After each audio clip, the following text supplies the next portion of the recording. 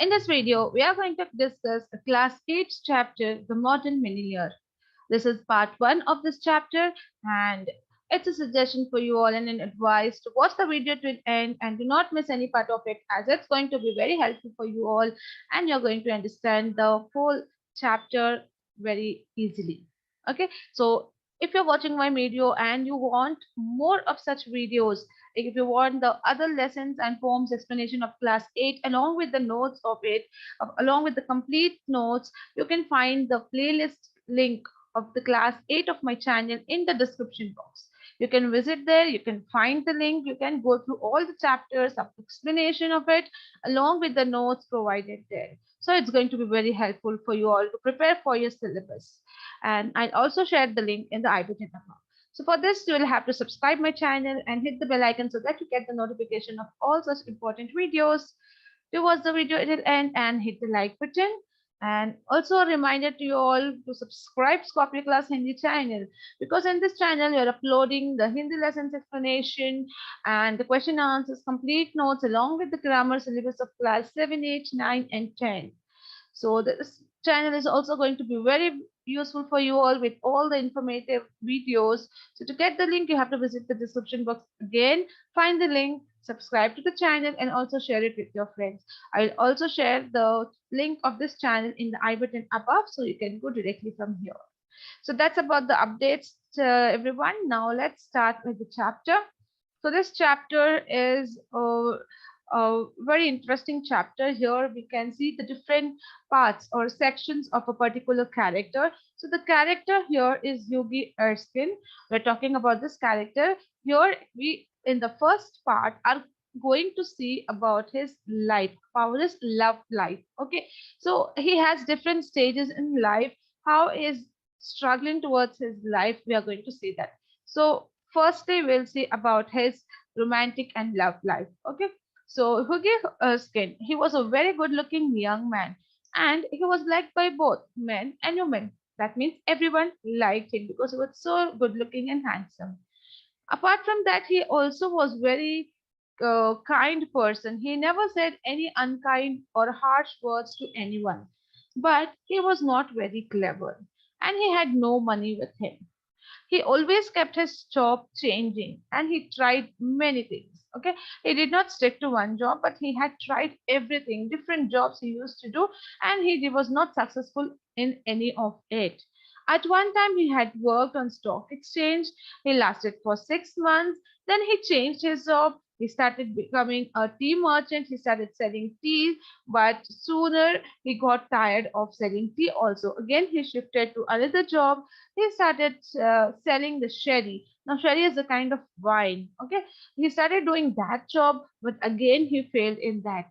And then at last, after trying so many jobs, he gave up and he just decided that he will live his living with the 200 pounds a year, which was given to him by an old aunt. So, some aunt was there who used to give him 200 pounds per year. So, he decided, I will just do my living with that money and I'm not going to own anything because nothing is being successful with me because he has tried so many jobs. Now, he was in love with a girl called Laura Merton, who was the daughter of a retired colonel. Now, he liked a girl whose name was Laura Merton, and she was the daughter of retired colonel. Now, colonel is a person who's working in an army. He is having a good position. So his father, the girl's father, was a retired colonel, and Laura also loved Hoogie very much, and together they looked a very good couple. Of course, neither of them had any money, but both of them had no money to start their life. Now, the colonel, he also liked Hoogie, but he did not allow them to get married because he had no money, he had no work. Okay, so the daughter's father, that is Colonel, says to Hoogie that come to me, my boy, when you have got 10,000 pounds of your own, and we will see about it. Poor Hoogie, he was very miserable. Now, what the father of the girl says that you can come to me for asking my daughter's hand when you have 10,000 pounds of your own, and then I will see about it. So poor Hoogie was very sad and he was in miserable condition, very sad condition. Then now what happened? His conversation with a painter. He meets some painter, and what is going on there? Okay. So one morning on his way to see Laura, he was going to meet Laura. So he met on his way. He met his friend who lived quite near, and his friend's name was Alan Trevor, and Trevor was a painter. He was a strange man with a red beard. Okay, so this friend's name was Alan Trevor, and he had a red beard. He looked a bit strange. And however, he was very clever artist and many people bought his paintings. So he was very good at painting and people loved to take his painting. When Hoogie came in, he found Trevor finishing the full size picture of a beggar man. So when Hoogie met his friend Alan, he saw that he was still painting a big full size picture of a beggar man. Now, the beggar himself was standing on a raised platform in the corner of the room, and Alan was just seeing that old man, the beggar one, who was bent and wrinkled a little bit, and he was drawing that, he was painting that. And that person, that beggar, he was very old. He was bent slightly because of his old age. He has wrinkled on his face with a piteous look on his face. Okay, he was so pity, he was so sad or by looking on his face. Over his shoulders, he had a rag brown coat, all torn and dirty. So, because he was a poor beggar, old beggar, he had no proper clothes to wear. His coat was torn and dirty. His thick boots were patched and well worn, and with one hand he leaned on a rough stick.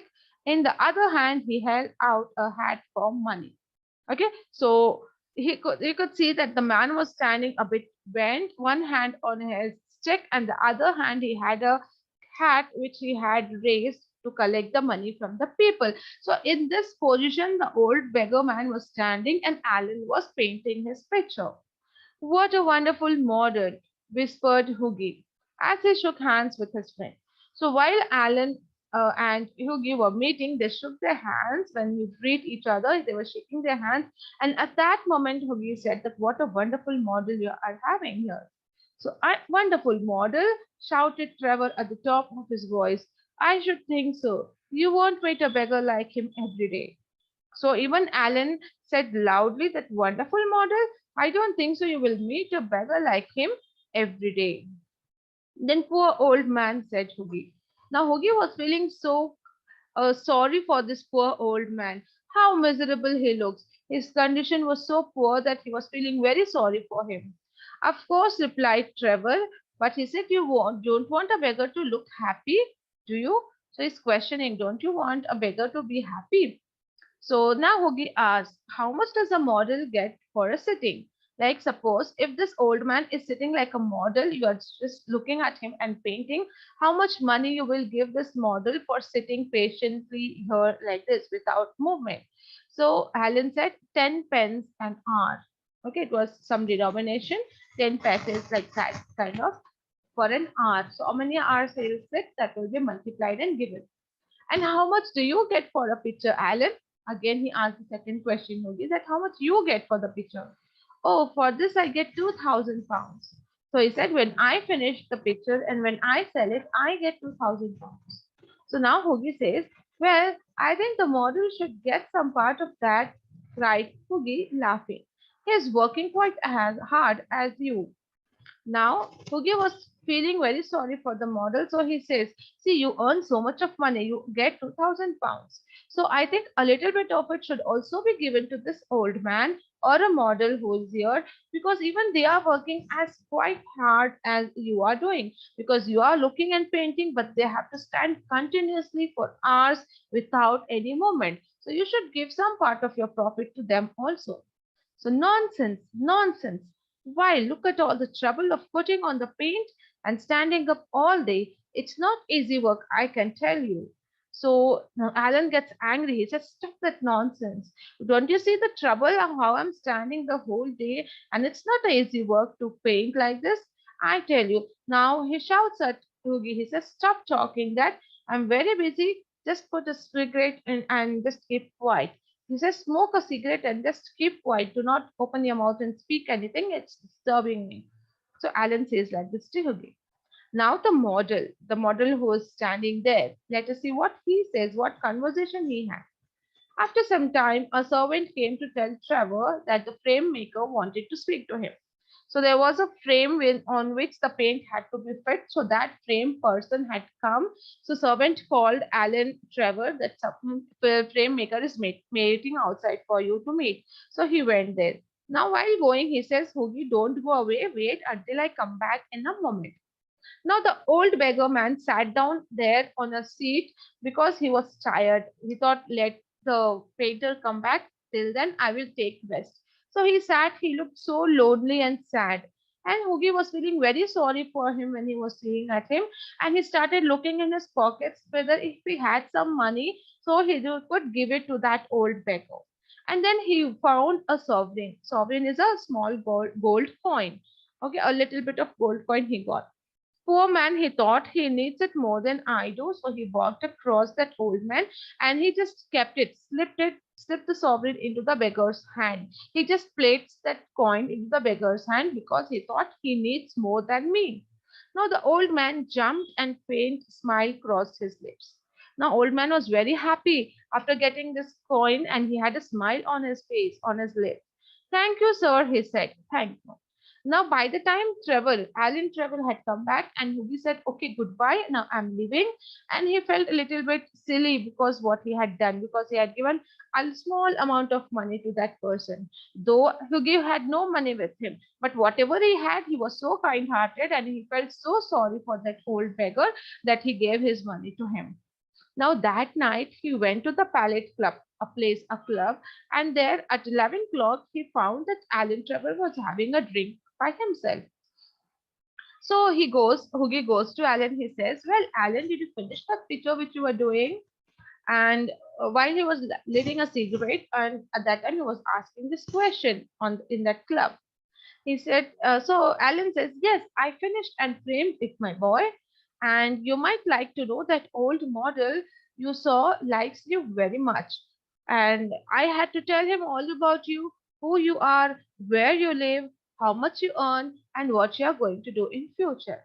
So now Alan says something important and more about that old man. He says to Hoogie that you know that old model you met yesterday, wherever in the morning when I was painting, he liked you very much. And he was asking so many details about you. He was asking who are you, where do you live, how much you earn, and what are you going to do in your future? What are your future plans? So he inquired so much about you. So, my dear Alan, cried Hoogie. He said, oh, my dear Alan, he asked so much about me. I shall probably find him at home waiting for me. So, like taking for fun, he said, maybe he is waiting at home for me because he is showing so much of interest. He's showing asking so much about me. That means he is waiting eagerly for me at home. So, it was less just like a joke, and he took for fun and he said this. But of course, you are only joking. So again, he says this sentence, but poor old thing, I wish I could do something for him. Still, Hoogie is feeling sorry for that old man because he did not take seriously all these things, what the questions he had asked, and his friend has shared him all the details about Hoogie. Now, Hoogie is still feeling sorry. He says, I think it's dreadful that anyone should be so miserable. He's feeling so sorry for his condition. How can he be so unhappy, so sad? He's thinking about him. And then Hoogie says that I have got heaps of old clothes. I have many clothes at home. Do you think that he would like any of them? If I give it to the old man, would he take some of the clothes from that?